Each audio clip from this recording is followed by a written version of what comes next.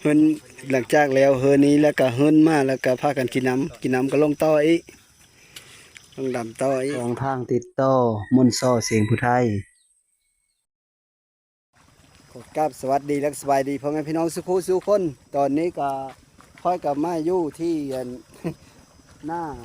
สังเล่าหรือว่าเคอเฮินค่อยนี้แหละมาเบิ้งถ้าพี่พาน้องมาเบิ้งพี่น้องดำหน้าตอนนี้ก็แล้วเฮินหนึ่งละแล้วก็โลกกาก็ได้หลายแล้วนะถ้ากับโลกกาแช่ๆอยู่โลกกาก็มัน1,300ดำหน้ากับมือ100,000ปลายพี่น้องเอ้ยเปิดฉากมือทับอิดแต่ว่าเพิ่นก็ได้หลายเฮือแล้วมือนี้นะถ้าเป็นแนวนี้นะมืออื่นมือฮื้อก็แล้วหน้าทงนี้นะบ่เกิน3 มื้อ ถือว่าสำเร็จแล้วนี้เฮ้อมือฮื้อ3 ตะกร้าว่าเจ้าของเพิ่นเว้า ว่ามีโอ้จ้างเสื้อคู่มือเนี่ยนี่เสื้อแล้วก็น้องมาซอยพร้อม บ่เกิน3 มื้อเพิ่นว่ามือฮื้อ3 ตะกร้าว่ะวันนี้น่ะจะพาปะมี่กำลังตัดหางกาอยู่ต้องได้ตัดแนวมันพี่น้องขั้นมีตัดกะเพิ่นผ้าตัดมาแต่เก้าแต่กี้เลยก็ก็มีจากไล่จากเพิ่นผ้าตัดนั่นเลยเด้อตัดผัดคือว่าคักโลดเวลาเฮานั้นจะดำแล้วก็ตัดห่างมันจะก้อนตัดปลายกาจะก้อนแล้วก็เอาไปดำกระทาเฮาบดตัดมันสิเฟยลงหรือว่ามันสิไปลมพัดมันสิล้มง่ายนะกระทาบดตัดในการลุงของกะโลกกาอยู่เจ้าของกันผู้ไทยผู้คาดนะการลูกชายเพิ่นผู้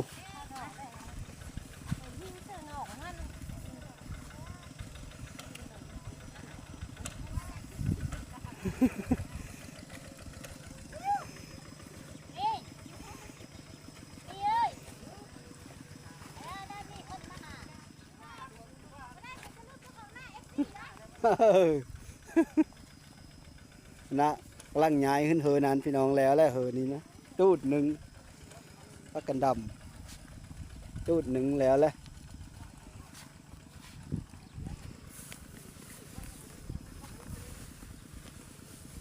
มัดกานี่แหละมัด3,000นะพี่น้องนะมัดบักใหญ่มึงใหญ่หนึ่งได้ มัด3,000แล้วนี่ เด็กลงมานี่มาแสไว้สักก้อน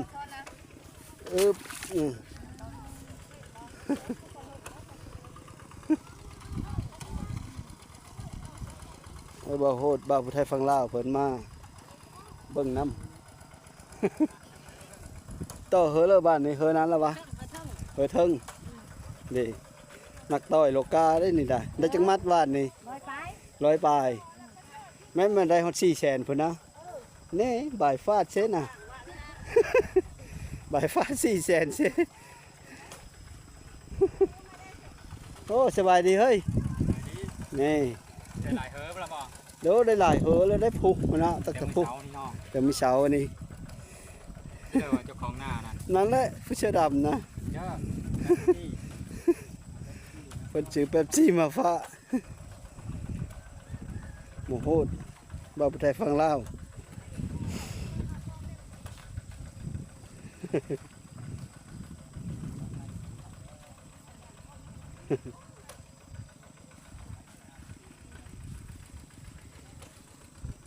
หาน้ำแข็งแล้วบาทในได้เป๊ปซี่แล้ว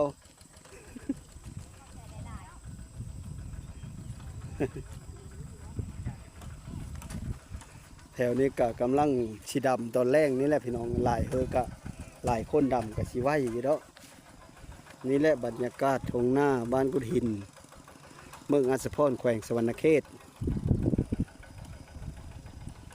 บรรยากาศเคยเฮินค่อยนี้เราเคยดำแต่หัวปีแต่ว่าหน้ายายโอนเราก็ดำคือกันอยู่ปุ๊บหน้าเราอยู่ปุ๊บนั่นแหละเฮินเราก็ได้เราดำอยู่ทึ่งตรงหน้าหลงแถวนี้แหละฟ้าทั้งนั้นน่ะหน้ายายโอนฟ้าทั้งหนำมามาบทั้งฟ้าพุ่นไป แบบนี้แหละหน้าเล่า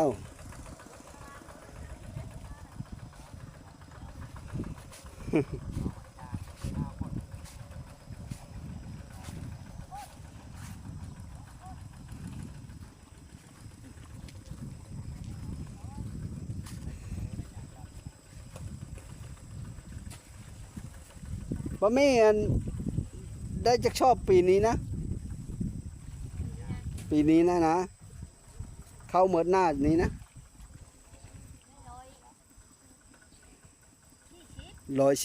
140ได้140ชอบสมโคนอยู่ได้พอ40นั่นก็พ่อกินแล้ว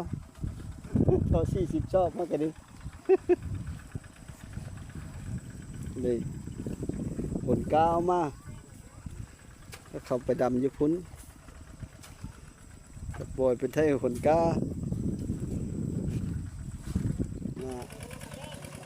น้อยๆนั่นกระดำหน้าเป็นเลยนะ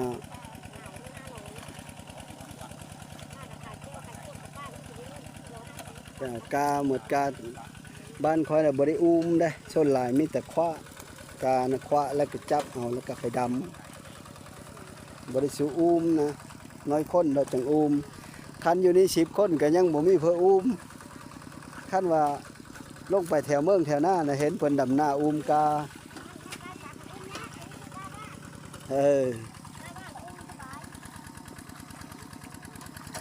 คุณ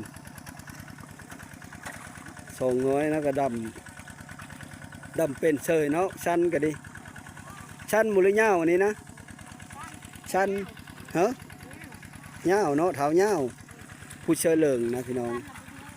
เชื่อแดงนะเท้าเทาะศพกลุ่มเชื่อเหลิงกับเท้าเง่าบรรยากาศงามหลายพี่น้องเอ้ยพอหอนกับไม่ได้หอนไปเลยคันฝนตกแล้วก็พออยู่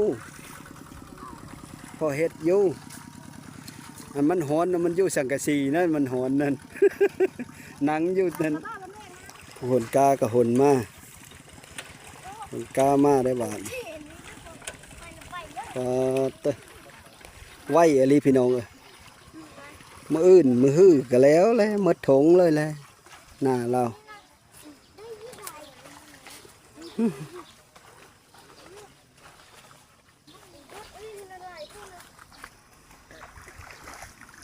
คอยเสียยังทันกระเตินไปเบิ่งกามื้อนี้ก็ยังน้อยๆอยู่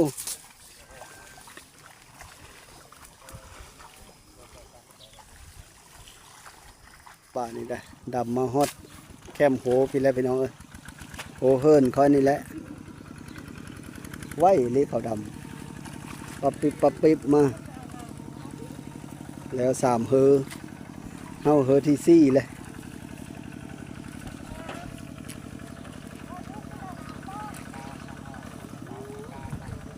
ผู้ไปเอาน้ำมากครับถ้าได้มาเขาเยอะน้ำละ คนงานเยอะน้ำละโอ้บ่อยเล็งเลยว่านี่ย้ายเขาดำท่าน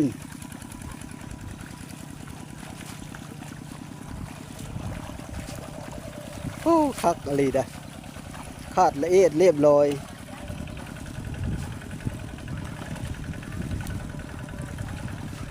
โอ้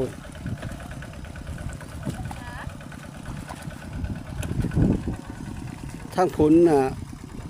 กระลายค้นคือกันนะยันเพิ่นจ้างเชื่ออยู่เขาใหญ่โอนกันดิอัตตาโพพูดแล้วฟ้าทงพูดแล้ว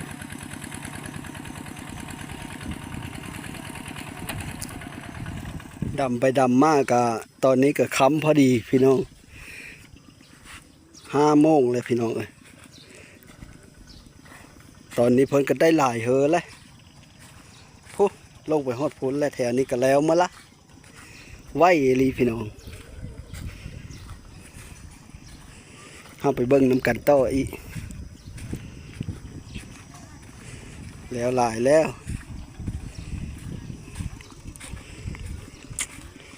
ไหวเป็นไหวเลย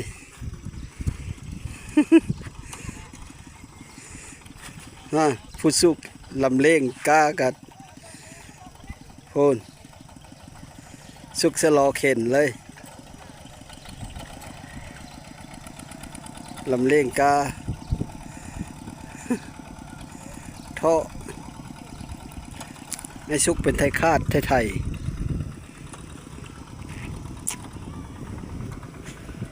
กาดย่ามคำๆพี่น้องเอ้ย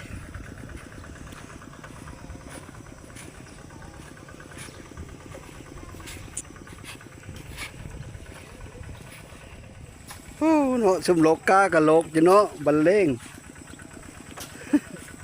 ซุ่มโลกกากะโลก ซ้ำสีดำมืออื่นก็ดิยังลายอยู่กาก็ดิ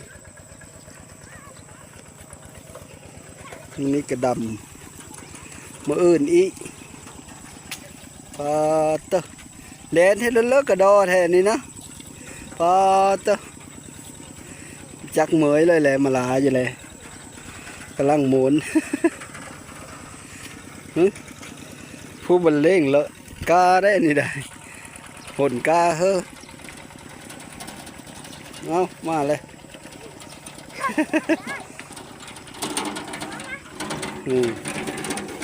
โอ้มาเอากาเนาะยาบะเลได้เผื่อเลนมาเอากาไปเฮ้อเขาดำเท้าเทาะกับเท้าเงาเงาบุริชันวะชันเนาะน้อยน้อยชื่อนี้อันนี้ชื่อนี้มันเอาเส้นนี่จ้ะป้าตะยังแรงไว้ได้สูงนะบ้าใส่กระโปรงละเอาสูงหน้าวะมีผู้นุ่งกระโปรงดำเนาะมีผู้นุ่งกระโปรงดำจะล่มพัดมาจะโก้โบจะบ้าง ล่มพัดกองก้นไปทั้งล่ม ไปทางนี้บ่เถอะเอานุ่งกระโปรงลกกาเลยเอาเบิ่งเอาลมมื้ออื่นนุ่งเด้อยายวี่เด้อ นุ่งกระโปรงมาเด้อมื้ออื่นเด้อลมพัดมาแล้วก็โผล่ปึ๊บโลด ใส่กระโปรงเห็นดำสังกะดิ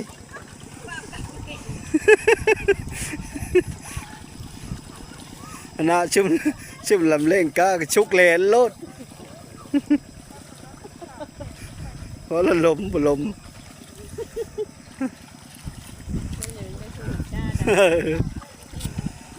ลองมึงเด้อมือยายวีใส่กระโปรงมาเด้อ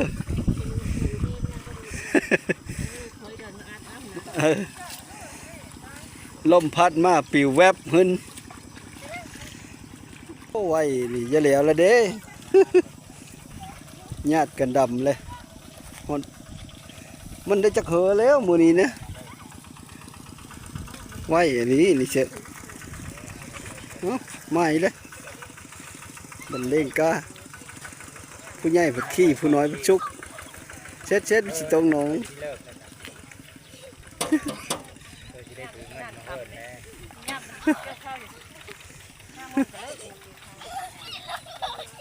เช็ดแล้วเลยเฮ้ยนี่นะเนาะไปต่ออีแล้วบ้างไปต่อเฮ้ยไม่เลย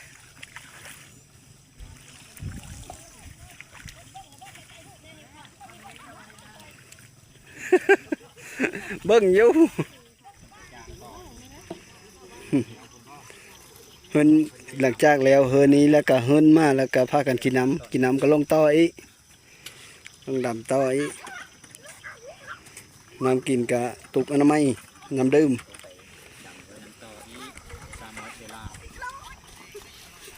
ดำเฮินนี้แล้วก็สีขาดเฮินนั้นต่ออีกมืออื่นมือหื้อแล้วนะฮะเอา ซึ่งมันเล่งกาซึ่งมันหนการถหนกา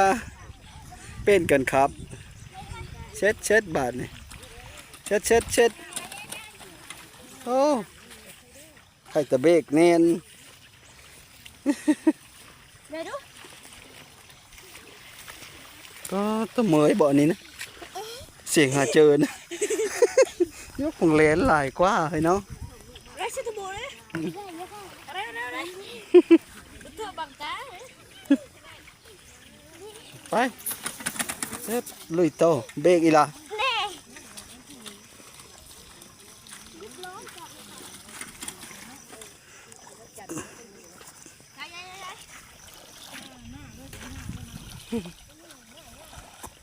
แป๊บหนึ่งไว้ลีเนาะเยอะแล้วแหละเหอะนี่นะ แป๊บหนึ่งข้าวเดียวปะปิบปะปิบลงเยอะแล้วแหละหลายคนเพิ่นว่าหลายคนแล้วมันดีหลายพี่หรือเปิงใกล้หลายมาใหญ่หรือเปิงพระเปิงควานแหละนี่นะนี่ปะปิบปะปิบลงไปสอดหน้าพุลนาก็แล้ว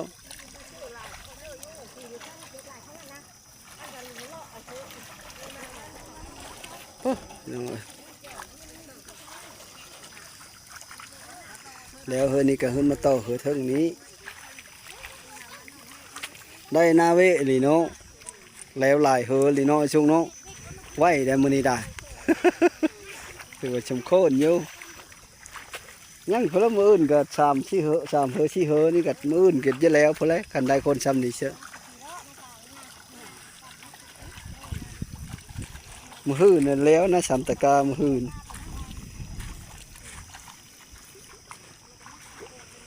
ดำแถวโน่นท่านแหละโอ้ยคักแล้ว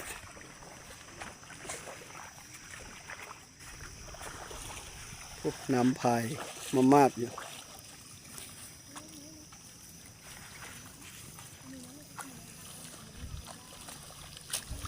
ตอนนี้ค่อยพาทุกคนมาเล่เบิ้งหอยพี่น้องหอยโก้งตามคันหน้านี่นะชาค่อยมาหาขึ้นนี่เสค่อยมาการเขตเลยค่อยหยางเลาะได้ถงยางมึงใหญ่หนึ่งได้ละ2 ถ้วยเก็บหมดนะแต่ว่ากลางเว้นนี่ก็บ่เห็นยังมากกับน้ำลายได้แล้วก็เลยบ่เห็นหาเก็บหอยก็ได้นั่นนะกระปูนี่หาหอยเลาะตามคันหน้านี่นะหาค่อยเบิ่งหาตอนนี้นะมันบ่เห็นพี่น้องเอ้ยแต่กลางคืนนะคือบ่เห็นลายได้เฮามาการเขตการเผยเห็นละลายนี่ก็คือบรรยากาศย่ำค่ำๆนะเพิ่นแล้วมาเลยเฮอโลงนี่ก็ดิดำเสานี่แล้วมัดขึ้นไปจนฮอดเฮิรนค่อยเพิ่นแหละนี่เยอะมากเฮอพี่น้องเบิ่งหอยโกงป่ากระหึ่นแล้วได้พี่น้องหนึ่งมากกะมันหึ่นมาตะโหยได้แล้วก็มันอ้อตะนองสะกระเจ้าได้เห็นมันซัดวูดวาดอยู่นะ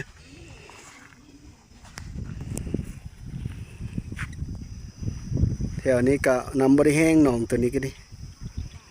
หนองสะตัวมันมีโหนะครับบริแห้งนะมันก็ขึ้นมาตะโหยได้แล้วก็อ้อตะนองเขาได้หาเล็บบึ้งหอยมีเห็น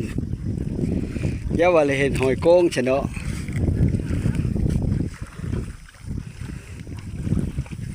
หากเฮาการเขตการเผยกลางคืนนะลงมาการกบนะเห็นหลายอยู่ได้